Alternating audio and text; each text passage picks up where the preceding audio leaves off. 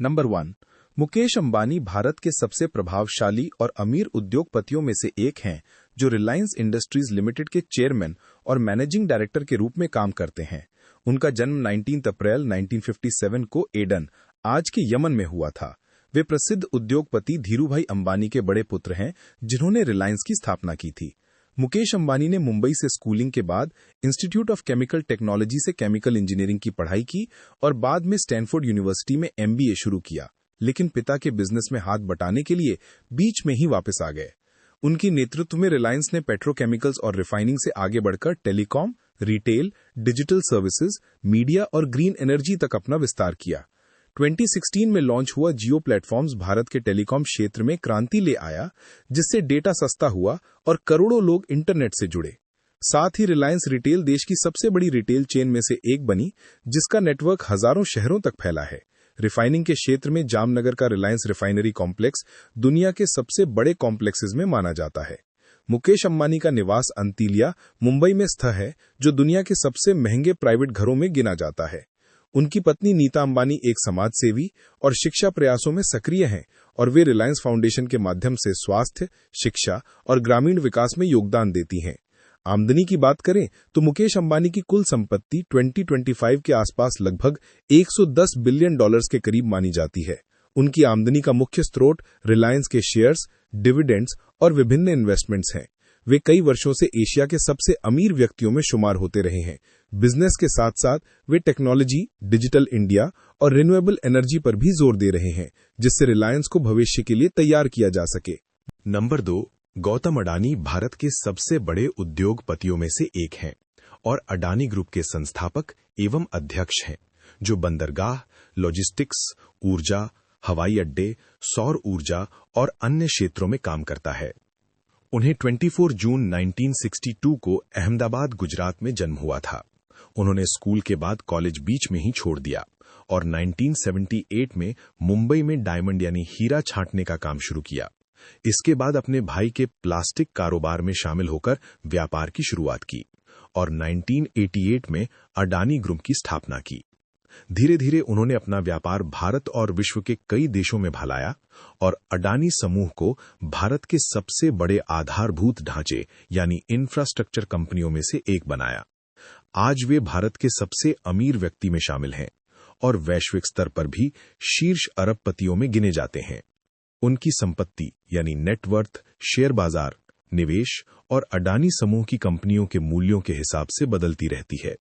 2026 के अनुसार उनकी अनुमानित कुल संपत्ति लगभग $80 बिलियन के ऊपर बताई जाती है, क्योंकि शेयर मूल्यों और बाजार प्रदर्शन के आधार पर ये ऊपर नीचे होती रहती है। नंबर 3। सावित्री देवी जिंदल भारत की प्रमुख औद्योगिकपति और राजनीतिज्ञ हैं। वे ओपी जिंदल ग्रुप की चेयरपर्सन एमिरिटस हैं। ये एक बड़ा स्टील, पावर, सीमेंट और इंफ्रास्ट्रक्चर वाला बिजनेस समूह है। इनके पति स्वर्गीय ओम प्रकाश जिंदल ने यह बिजनेस शुरू किया था और 2004 में उनकी हेलीकॉप्टर दुर्घटना में मौत के बाद सावित्री ने परिवार के बिजनेस की बागडोर संभाली। उनके 4 बेटे पृथ्वीराज जिंदल, सज्जन जिंदल, रतन जिंदल और नवीन जिंदल अलग अलग कंपनियों का नेतृत्व करते हैं। सज्जन जिंदल JSW ग्रुप के चेयरमैन और MD हैं और नवीन जिंदल भी राजनीति और उद्योग दोनों में सक्रिय हैं। सावित्री खुद हरियाणा की हिसार से विधायक MLA भी रह चुकी हैं। परिवार की कुल संपत्ति फोर्ब्स के अनुसार सावित्री जिंदल और परिवार की कुल नेटवर्थ लगभग $37 to $40 बिलियन है, जिससे वे भारत की सबसे अमीर महिला और देश के शीर्ष अमीर लोगों में तीसरे स्थान पर हैं। नंबर 4। सुनील भारती मित्तल भारत के एक प्रसिद्ध उद्योगपति, दूरसंचार क्रांति के अग्रदूत और भारती एंटरप्राइजेस के संस्थापक व अध्यक्ष हैं, जिनका जन्म 23 अक्टूबर 1957 को लुधियाना, पंजाब में हुआ था। उन्होंने बहुत कम उम्र में साइकिल के पुर्जे बनाने के छोटे व्यवसाय से शुरुआत की और बाद में दूरसंचार क्षेत्र में कदम रखते हुए एयरटेल, भारतीय एयरटेल की स्थापना की, जो आज भारत सहित कई देशों में कार्यरत एक बड़ी टेलीकॉम कंपनी है। उनकी दूरदर्शिता, जोखिम लेने की क्षमता और नवाचार के कारण भारत में मोबाइल सेवाओं का तेजी से विस्तार हुआ। वे शिक्षा, स्वास्थ्य और परोपकार के क्षेत्र में भी भारती फाउंडेशन के माध्यम से सक्रिय हैं। सुनील मित्तल को कई राष्ट्रीय और अंतर्राष्ट्रीय सम्मान मिल चुके हैं, जिनमें पद्म भूषण भी शामिल है। उनकी कुल संपत्ति नेटवर्थ लगभग $10 बिलियन के आसपास आंकी जाती है और उनकी वार्षिक आय मुख्य रूप से भारतीय ग्रुप, निवेश और शेयर होल्डिंग से होती है, जो हजारों करोड़ रुपए के स्तर पर मानी जाती है। नंबर 5, शिव नाडार, ये भारत के प्रमुख उद्योगपति, परोपकारी और आईटी क्षेत्र के अग्रणी व्यक्तियों में से एक हैं, जिन्होंने 1976 में HCL की स्थापना की और भारत में कंप्यूटर क्रांति की नींव रखने में अहम भूमिका निभाई। उनका जन्म 14 जुलाई 1945 को तमिलनाडु में हुआ।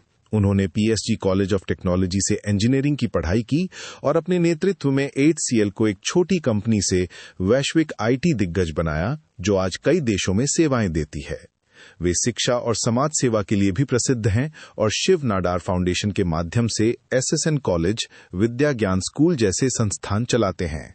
उनकी अनुमानित कुल संपत्ति $40 बिलियन मानी जाती है, जिससे वे भारत के सबसे अमीर व्यक्तियों में शामिल होते हैं।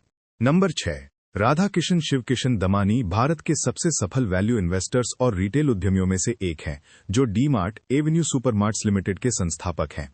उनका जन्म 1954 में राजस्थान के बीकानेर में हुआ। वे शुरुआत में स्टॉक मार्केट में निवेशक रहे और बाद में रिटेल बिजनेस में आए। सादगीपूर्ण जीवन शैली, कम प्रोफाइल और तेज व्यावसायिक समझ के लिए जाने जाते हैं। उन्होंने 2002 में डी-मार्ट शुरू किया, जो आज भारत की सबसे भरोसेमंद सुपरमार्केट चेन में गिनी जाती है और उनकी कुल संपत्ति लगभग $25 बिलियन आकी जाती है, जिससे वे भारत के शीर्ष अमीरों में शामिल हैं।